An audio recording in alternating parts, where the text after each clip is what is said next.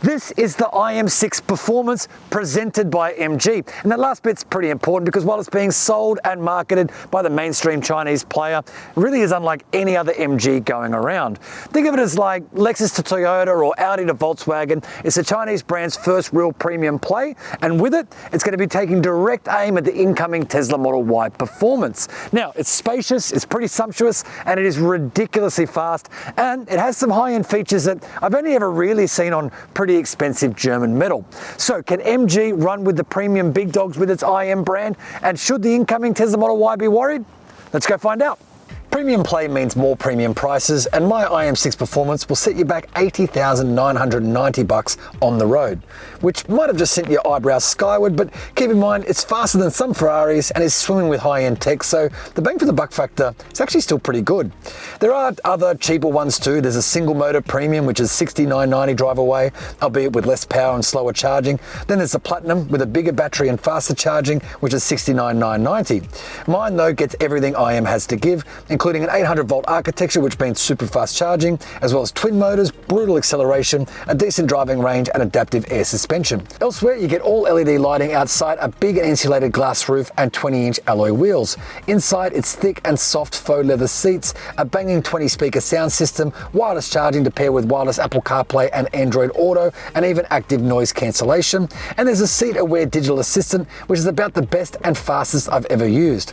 So the IM speaker system can actually identify where in the car a passenger is sitting, so everybody can use the virtual assistant. So even if you're sitting back here, you just say, "Hello IM, hello IM. I'm here. Close my window." On it. It's pretty cool, and actually a technology that I remember the German brands crowing about not that many years ago, so pretty cool to see it in a more affordable model like this. There's a 10.5-inch central touchscreen that controls much of the vast 26.3-inch screen that runs from the front of the driver to the center of the cabin. And also cool is IM6's self-parking and crab walk tech, the latter of which leans on the rear wheel steering system to drive diagonally at slow speeds. Honestly, it's a lot of stuff and a lot of tech. Also kind of cool and unique is that IM's fitted these little magnet holders all around the cabin. There's one on the dash, two on these seat rests, and one in the boot. So you just get these little adapters. They stick right on, and you can pop your phone there, sort of watch a movie on a longer drive, save having to get your iPad into some sort of seat holder or anything like that. It's a much cleaner, easier system. Now, apparently there's going to be a whole range of accessories that these things pair with. I almost feel a bit mean saying this because there will be plenty of people who like the way this IM6 looks, and I don't really want to rain on their parade, but in reality, I'm just not one of them. To me, it reminds me a bit of the pre-facelift Tesla Model Y, just a bit bland and blobby, and there's not a sharp angle anywhere to be found on the thing. Premium to me means confident and assured.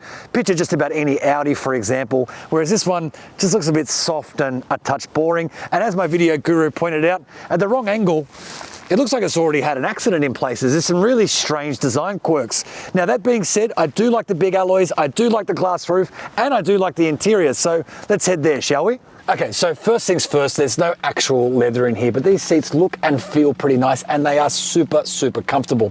And there is a genuine sort of premium air in this cabin too, helped I think by these masses of screens and some pretty high quality touch points elsewhere in the cabin.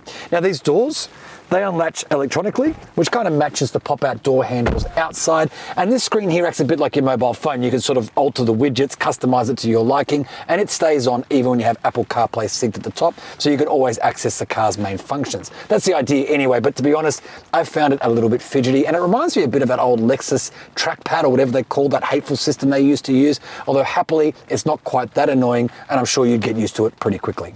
So the IM6 is a mid-size SUV, only one with a fully flat EV floor, which means the space back here is actually pretty good. I'm 175 centimeters. As you can see, I've got heaps of knee room, heaps of headroom, and I do feel like I can sort of spread out and get comfy. Plus, you get the same comfy seats that are up there as well. Now, elsewhere, there is a fairly elaborate seat divider to give you a bit more room from your other passenger, and there's a USB port, but no household-style power plug like you find in some EVs.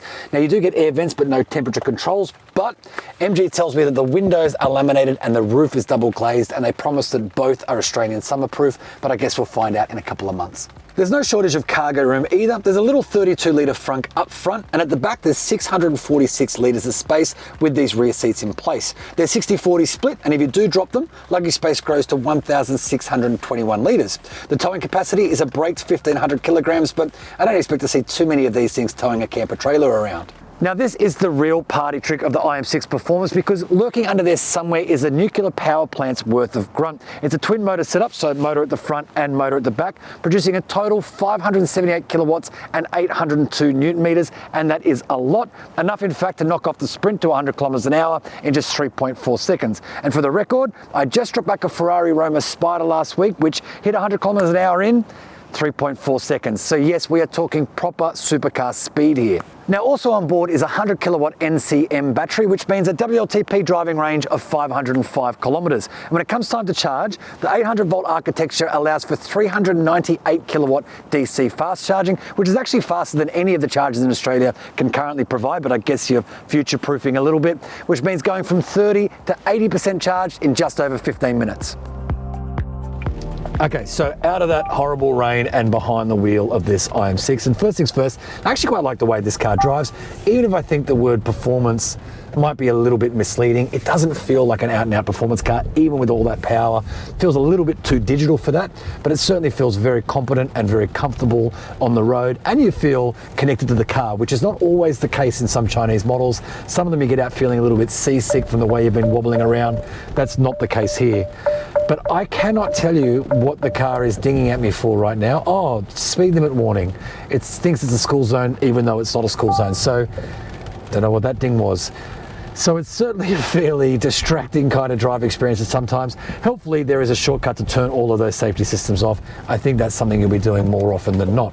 So let me just quickly put my foot down here. There is plenty of punch on offer, so much so that even with all-wheel drive on this rainy kind of street, it tried to pull me off to the side a little bit. There is a ton of torque, a ton of power. But again, that's not what makes a car a performance car. There's so much more to the equation than that. It's about how it feels, about how it makes you feel. The power here is actually what makes this thing feel a little bit more premium. Premium cars should be effortless, and this certainly is that. Every time you put your foot down, there is no shortage of acceleration. So not strictly a performance car, but I don't think that's something that really strikes me as a massive negative about this vehicle. It does feel fairly premium, it does feel polished, and it is a comfortable and competent drive.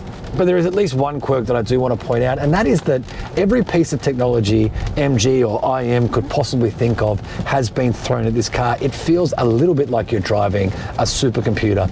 And most of the time that's good, but they also run the risk of A, making it feel a little bit too digital, and B, overthinking things just a little bit. Take the door handles, for example. When I picked up this car, a kind man from MG paused to show me how they work. Apparently they got a little bit of negative feedback. And the idea is you just slip your hand under them, pause for a moment, and the door kind of comes to you. So once you figure it out, it's all easy enough. But I have watched every single person who has tried to open the door today struggle with that concept. They start pulling at it. It feels like the car's pulling back.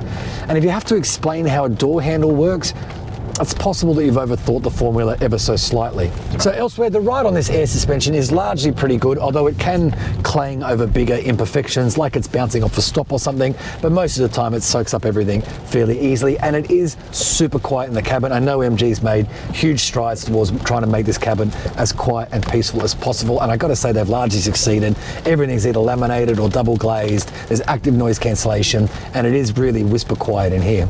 In terms of everyday driving, I've found myself leaving it in sport mode. It just weights up the steering a little bit, makes this accelerator a little bit more responsive. Not that you need that necessarily, but I find in its normal mode, the steering can just feel a little bit soft.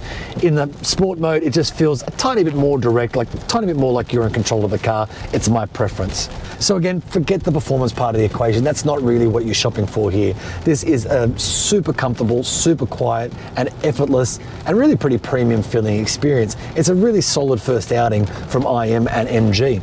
Now, I'm not going to bore you with all of the safety equipment here, but safe to say the IM6 has a lot of it, even if it is yet to be crash tested. But there are two fairly unique things about the way MG and IM go about the safety offering. The first is that they count the platform, or what it calls a digital chassis, as part of the safety offering, as it has its own little digital brain that monitors the rear wheel steering and the adaptive suspension and can make changes on the fly. Now, the other thing is the weird way you have to see at the back. The rear windscreen is tiny, rear visibility is awful, but rather than fit a digital mirror, which a lot of brands do. Instead, you push up on this little toggle and a live view comes up on the screen, which is a pretty unique way to do it, but in my opinion, not quite as effective as just fitting a digital mirror. Now, the IM is covered by a 5-year unlimited kilometre warranty, not MG's 10-year term, which is a little disappointing. Cap price servicing is offered for the first 5 years with a total bill of just under $3,000. This thing takes technology packed to a whole nother level, and I know at a glance it might seem expensive, but trust me, if you're getting all that equipment and a slightly more recognizable badge, you'd find yourself paying a lot more for it. In fact, it's so tech packed, it can feel just a little too digital in places, but there's no doubting this is a super solid first outing for the IM brand in Australia. Now, that's the IM pretty comprehensively covered, but if you want to read more about it or any of its competitors, head on over to carsguide.com.au.